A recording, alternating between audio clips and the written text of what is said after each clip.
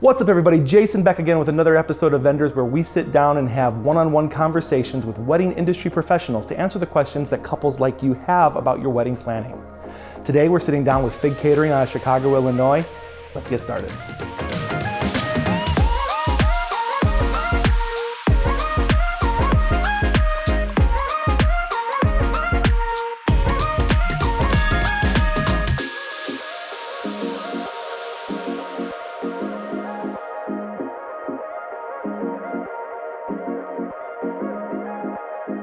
Welcome back. Today we're sitting down with Ivy Cologne. Ivy, thank you so much for being a part of this. Thanks so much for doing this. I think it's really great to give all the couples this much information. Who are you and what do you do at FIG Catering? Well, my name is Ivy and I am a wedding and special events manager with FIG Catering. So what does FIG Catering offer? So FIG is a full service catering company. We're located on the south side of Chicago in Pilsen, and we offer delicious food that is also local and sustainably sourced. In addition to food, our catering services offer a full range of bar packages, including custom craft cocktails. And then we also offer a little bit more service than typically you'll think of with a catering company. We have on-site event managers that assist our couples with everything from timelines to floor plans, additional rentals such as furniture, dishes, glassware, and also sometimes we reach in there to coordinate with other vendors as well. Wow. So in short, you're not just bringing food. We definitely don't just bring food, and I think that that's a big misconception. When people think catering, they think of the food, but catering really involves so much more. We think of things that couples don't think of. We know everything that it takes to make an event really great and really successful, and we make sure that all of those bases get touched. You mentioned a full service catering. What does that mean? And by full service, we're not just showing up with food and putting it on a buffet and leaving you to handle all of the other details. There's so much more that goes into it that often people don't think of. We're working in remote spaces all of the time. So sometimes, that's a gallery, or sometimes it's one of the cultural centers, or it's a museum. And each place has its own challenges and its own needs just to make sure that everything is successful. So when you work with a full service caterer, we're not showing up and dropping off food. We're looking at the whole picture of what your event needs to be successful, and for you and your guests to have a great time and enjoy everything as much as possible. We do a lot of the same things that restaurants do when you're eating in their spaces. If a restaurant has a banquet hall or a banquet space, we do a lot of those same functions, but we do them in different locations all over the place. So essentially, we have to plan the restaurant, transfer the restaurant, build the restaurant, work the restaurant, and then tear it down. And there's a lot of things that go into that maybe people who go to the same space as in a fixed restaurant every day don't necessarily think of, because they assume that they're already there. Yeah, and there's other things that go into it too. There's so many people that are catering now, from restaurants doing drop-off to food trucks, and there's lots of different options at different price points. But the one thing to remember is that when you hire a full-service caterer, they're going to look at all of the necessities of your event. So not just putting the food out, but how is the food going to be served? How is it going to be presented? How is it going to be kept warm? Are there facilities on site that we need to prepare the food and make sure that it's appropriate temperatures? To all of the other things that go into it behind the scenes that we really don't want our brides and grooms to stress about, like how many servers we need and who's going to bring the refuse receptacles, and just all sorts of things that you don't really know that you need, but we know that you need. I started thinking about planning weddings or being involved in weddings when I got engaged myself in 2013. And I kind of noticed as I went through the process of securing my own vendors and my own catering contracts, that I was really pretty good at this. And I think that kind of comes along with having the service background. But even with 20 years in the hospitality industry, there were so many things that I didn't know that I need that I kind of stumbled across as I planned and as I worked with my vendors. So it was eye-opening for me as well. So this is I'm going into my 6th year as a wedding manager. And I'd say that I do about 25 a year, 25 to 30, so somewhere between 100 and 150 weddings under my belt so far. So you know what you're talking about. I've done this a few times. I think a constant thread through all my interviews, all my conversations with other vendors, is that the driving force behind what we do is that we want to help. You just casually went into that. You're like, I want to help other couples do this right. Can you touch on that a little bit? I think we all think about our weddings as this magical day that's going to be perfect and it's going to happen one time. So it really is important to hire the right people to make sure that that happens. And most of us only get to do this once. Right. I noticed that there were things that I didn't know to look for when I was getting married. And then, the day of, maybe not everybody knew, didn't happen, but I knew. And, I just wanted to make sure that this didn't happen to other couples. Little things that need to be done get done, and that couples don't have to worry or stress about details on their big day. We want them to show up and enjoy and just have a great time. 100%. When a couple is looking to hire a full service caterer, what are some things they should be asking the caterer or they should be aware of? This is definitely a tough thing for couples because there's so many different types of caterers out there, and even in the full service catering realm, there's lots of companies that do things different ways. And I think it's hard for couples to make sure that they're comparing apples to apples. So I think some of the first questions they should always ask is, what is all included? And a lot of times we'll see this where they'll send us somebody else's proposal and we'll look through it and say, okay, but ours also includes the tables and chairs that aren't included with the venue. Right. Or ours also includes the recycling because there's no refuse that can be left on site. Or, we are going to be on site as event managers to make sure that your day runs smoothly and coordinate with your other vendors. Is this company going to provide someone on site the day of to kind of smooth through everything and make sure that everything is, according to setup and according to how you planned? Mm-hmm. A lot of the vendors in Chicago will allow you to bring your own alcohol in, but they will require that it be served by a licensed caterer. A lot of times our couples are confused by somebody having a bartending license or them actually having dram shop insurance that will cover the liquor responsibility and the insurance for the venue.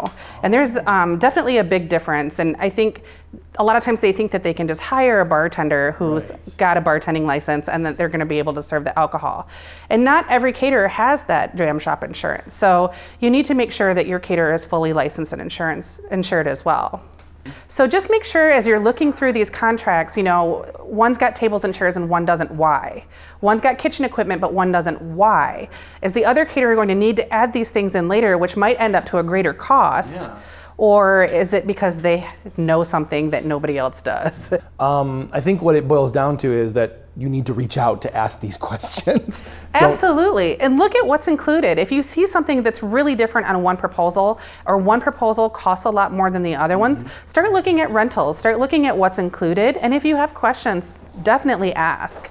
Because if you don't, you might think that one caterer is more expensive, but by the time you add in all the things that you need for the other catering contract that's less expensive in the beginning, you might end up to be higher than what the other one was anyway. That's a fantastic point that you bring up. That's amazing. That's one of the really cool things about FIG is we create custom menus for each of our clients. Really? We do. Each menu is seasonably sourced and locally sourced. But other than that, we're not so much bound by a set menu like some other caterers might be. So it is very common for us to not only handle dietary restrictions, such as an all vegan wedding or all gluten-free wedding, but to get requests for Indian, Chinese fusion, or whatever the case may be. We definitely create custom menus that come up with interesting ways to pair foods together that is, I like to call it interesting yet approachable, because I feel like a lot of the couples, as cultured as they may be and well-traveled, a lot of times we all have aunts and uncles that are meat and potatoes folks from Wisconsin and Michigan and Ohio. And it's our job to come up with something that's going to be interesting and exciting, but at the same time is going to appeal to everyone at the wedding. Do you guys have any signature items or dishes or drinks that you guys are like, okay, try this because this is really cool? Well, I definitely have my favorites, and I think that each event manager does. But I think each couple is different, and we like to send out, it's a little different when we get inquiries. We send out a list of questions for couples to answer that helps us tailor to their individual tastes. So we'll ask them things like what their favorite cheeses are and herbs and spices, and I like to ask what their favorite Chicago restaurants are, or what their go-to date night restaurant is, and things like that. And then sometimes I do a little riff off of their responses and what their favorite dishes are, and try to tailor it more toward them, because I'm full of ideas of what I like, but I like to find out what they like. Absolutely, I love that. Yeah. Oh my God, you're literally tailoring their day for them. Well, after all, it is their wedding. It's about them. And I think that's something that people forget sometimes. With weddings, we try to make sure that mom and dad are happy and everybody has what they want to eat and drink. But at the end of the day, I like to remind my couples that it's their wedding and it should reflect their tastes and their style, and that the people are really there just to celebrate them. So they should get what they enjoy, and they should have what they want to eat and what they want to drink. Planning for a wedding takes time. How early should a couple approach a caterer in order to book with them? Well, I've had couples book 2 years out, and I've had couples book a few weeks out. So optimally, we always like to have as much planning time as possible. We do recommend that you get a venue first. Okay. We typically don't prepare proposals until a venue is selected and a date is set, just because it can affect our menu since we source seasonally and locally, and it also can affect our availability. We're a smaller boutique company, so we take a limited number of weddings each day, and we want to make sure that we're going to be available for your wedding before we commit to a proposal process and getting you excited about working with FIG, and us getting excited about working with you, because we get attached to our couples too. That being said, I think optimally a year is great. If you get your venue and get your catering kind of set, you can relax a little bit about making some of the major decisions or narrowing down the menu till a little bit later on. But if you really want to have the best vendor selection and be able to pick and choose who you work with, you should probably start planning a minimum of a year out. Many couples are, as any couple should be concerned about their budget. So what is the average cost or average costs for a full service caterer? In Chicago, it is somewhat known that the average price overall, not just catering, for a wedding for 150 people is around $60,000. That number is pretty daunting. I got married about 5 years ago, and I remember having sticker shock myself, and I think everybody is a little bit shocked by how much it actually costs. The catering is a huge part of that, and full service catering, as opposed to some sort of drop-off catering, is going to cost more. We kind of say that our services start at $125 per guest, pre-tax and without alcohol. Okay. Now, within that $125 per person, it's not going to be just food. That's also going to include the staffing. It's also going to include dishes, flatware, glassware, table linens a lot of the time. It's also going to include mixers for a bar package, licensing and insurance that the venue requires, and then also it's going to include just sort of a management of your menu, helping you narrow it down, helping you with timeline and floor plan and all of those sorts of things as well. So there's a lot more to it. There's definitely a lot more to it. And, of course, there's always room to upgrade, whether it's an upgrade on, the dishes, the food, rentals such as tables and chairs, farm tables, things like that. But most couples can expect to spend about $125 per person without alcohol. You mentioned alcohol, and I think this is a question I have not been able to ask before this, since you are our first caterer. What does that entail? What goes into an alcohol package? As I said before, there are many venues in Chicago that will allow you to provide your own alcohol. This is a whole different story, because this usually involves getting your alcohol from someplace like Binny's or another licensed retailer such as Prestige, someone that will kind of provide a package for you, deliver it to the venue, and oftentimes return to pick up. And walk away in between. And walk away. Yeah. At that point, the caterer takes over to serve the alcohol, and most venues will require that you do have the licensing and insurance, which we require when you use our FIG bartenders, and then it also usually involves a mixer package as well. Well, we bring in soft drinks, mixers, fruit garnishes. A lot of times, couples will think immediately that providing their own alcohol is going to actually help them save on costs. But not always the case. Something for couples to consider when they're trying to decide whether or not they're going to provide their own alcohol is delivery. Sometimes the companies that will deliver alcohol to the venue will require a big delivery window, 4 to 6 hours. And the venue that requires insurance is going to require the person with insurance to be there when the alcohol arrives. Oh, okay. So even though you might have this cost on paper for the alcohol to be delivered, the venue might require the caterer to be there outside of their already scheduled time, which is going to add up to extra costs. Even the venues that do allow you to bring your own alcohol will also require that it come out that night.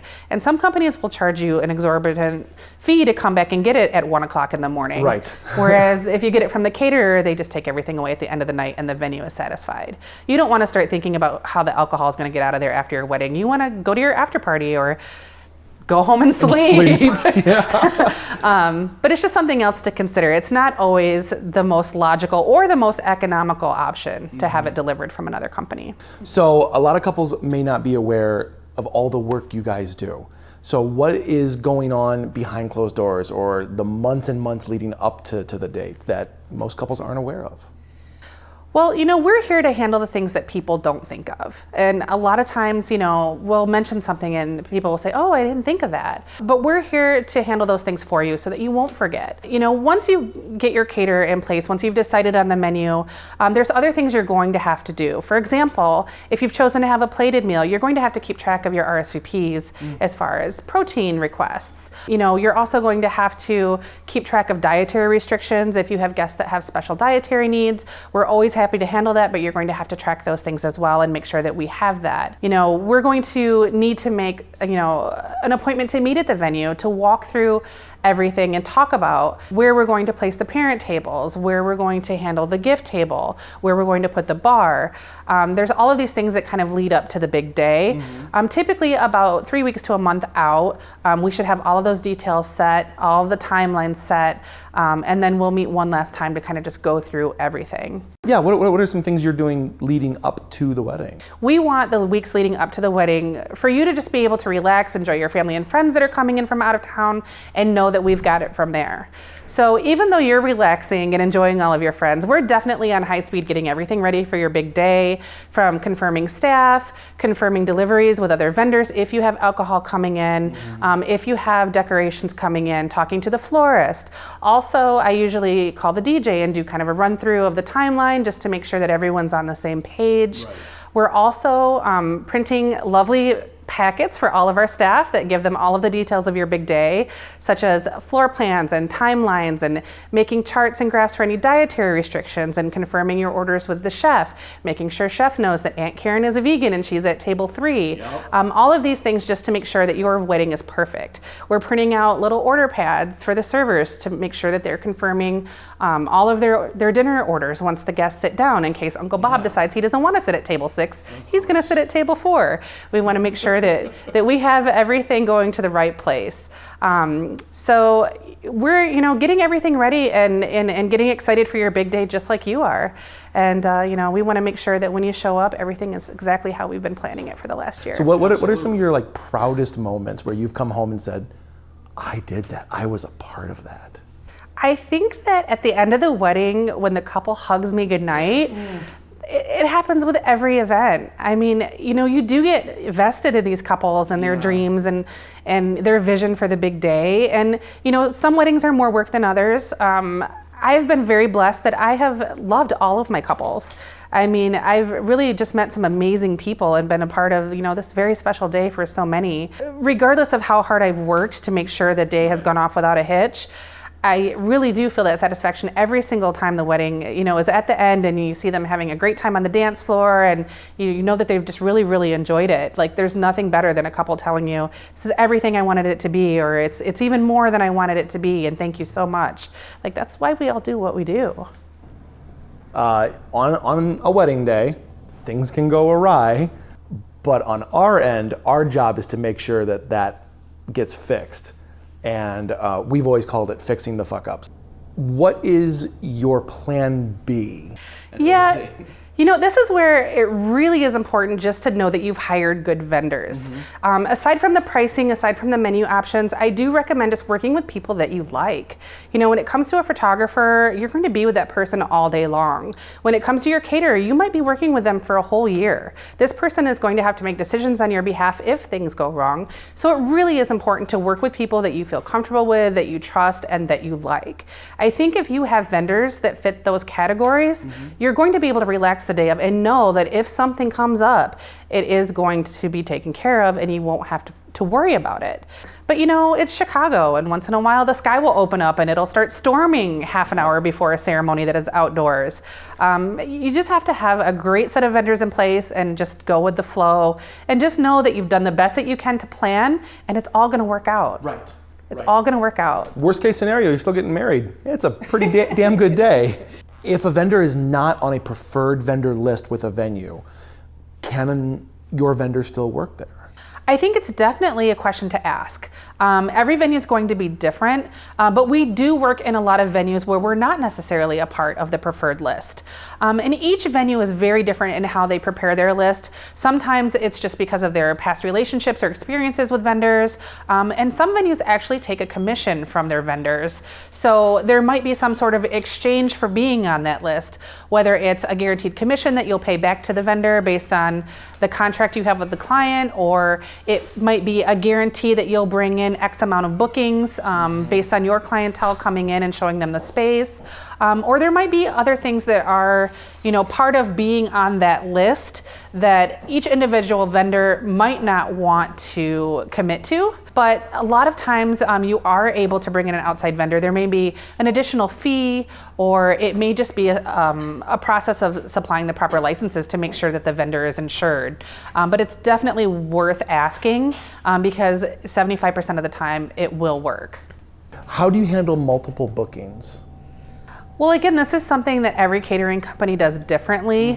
But at FIG, as event managers, we only take one wedding each day. And that's because we're so hands-on with our couples. In total? Yes. Okay. So on any given Saturday, I'm only going to be working with one wedding. Okay. I might have a Saturday and a Sunday, and sometimes a Friday, which makes for a really long weekend. But any given day, my couple that day is my only concern.